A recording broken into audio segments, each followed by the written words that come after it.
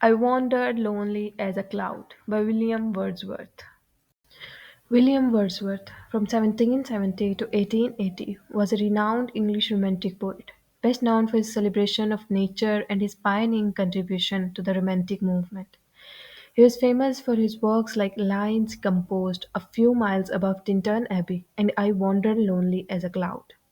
His most influential work, Lyrical Ballads in 1798, marked a turning point in English poetry, emphasizing the power of nature and the importance of individual experience. So, Daffodil is the most celebrated and iconic poem of English literature. It was written by William Wordsworth and published in 1807. It mainly focused on nature, solitude, and power of imagination. William Wordsworth was famous for his walking tours along with his younger sister Dorothy. During a walk with Dorothy at Lake District, where he encountered long belt of golden daffodils. This poem reflects William Wordsworth's philosophy of nature's healing and transformative influence on human soul, which is a hallmark of romantics.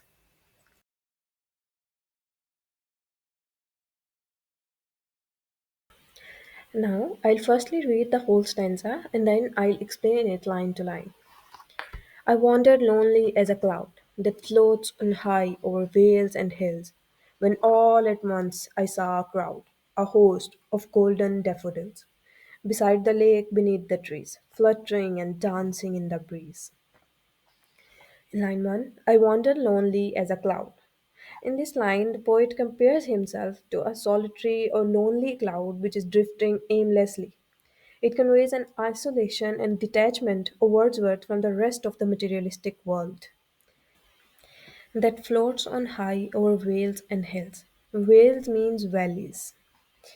Here, clouds' lofty movements symbolize elevation of thoughts and sublimity of Wordsworth. When all at once I saw a crowd. Now, there is a sudden appearance which broke the solitude of the poet. Poet anthropomorphizes the nature as the poet gives human attributes of the crowd to daffodils.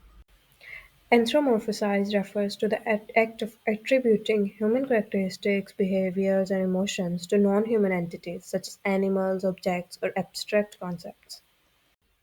So, as the poet gave human attribute of being in crowd to the daffodils, that's an example of anthropomorphism. Moving forward, a host of golden daffodils. Now, the poet is giving a grand, a majestic, divine gathering to the daffodils, and also he's associating a human social quality of being a host to the daffodils. Beside the lake, beneath the trees. Now, the poet shows a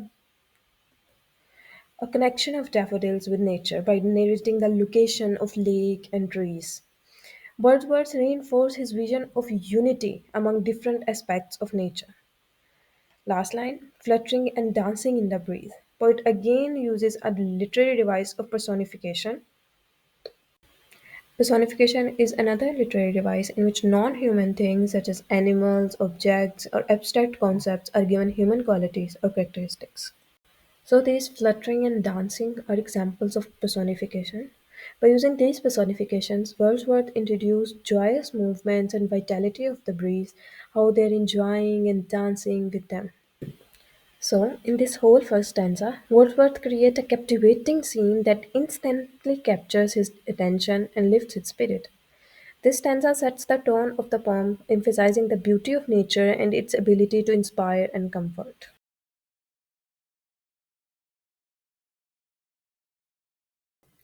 Now, students, read the whole stanza with me and try to comprehend it your own selves. Continuous as the stars that shine and twinkle on the Milky Way, they stretched in never ending line along the margin of a bay. 10,000 saw at a glance, tossing their heads in sprightly dance. In this stanza, poet uses a cosmic comparison. In the first two lines, continues as stars that shine and twinkle on the Milky Way. Poets universalize daffodils as they are as continuous and universal as the stars are.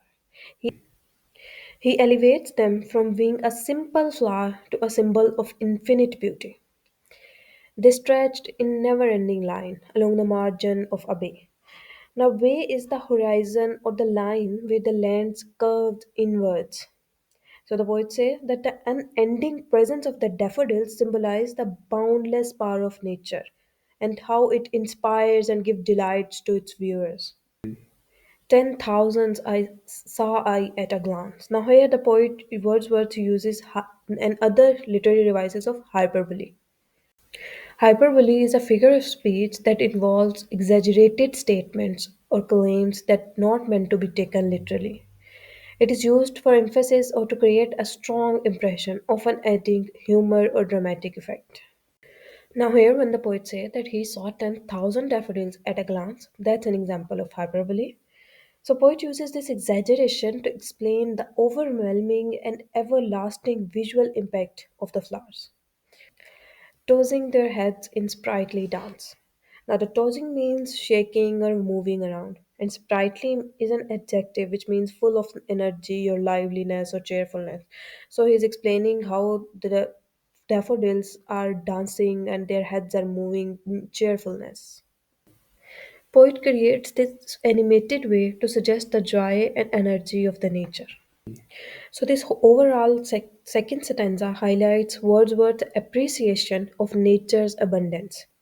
He uses imagery and personification to bring the scene to life, showcasing the deep emotional connection he feels to this natural spectacle.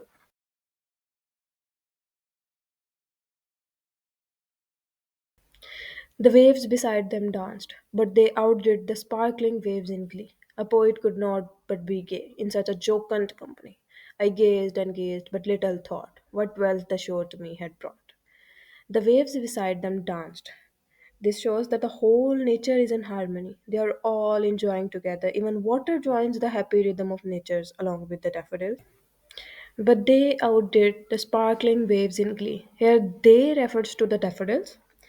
So mostly we say that in sunlight, sparkling waters look very beautiful. But according to Wordsworth, daffodils surpass the waves in beauty and the joy. A poet could not but be gay in such a jocund company. Wordsworth states that this beautiful, breathtaking scenario compels a poet to feel pleasure and joy. And we all know that Wordsworth is a biggest lover of nature, तो उसकी तो ईद हो जाती है. And exposure to such natural beauty is a remedy in melancholy. I gazed and gazed, but little thought. The repetition of gazed highlights the depth of Wordsworth's attention. He says that he did not know at that time about the lasting impact of this experience. What wealth the show to me had brought. Her wealth is not materialistic, but it's spiritual, emotional, and healing impact for future. It's kind of a storehouse of joy and inspiration for the poet that he can remember later in his life. So, in overall stanza number 3, the poet's recollection of the daffodils serves as a source of eternal joy, bridging the gap between the external world and the inner emotional experience.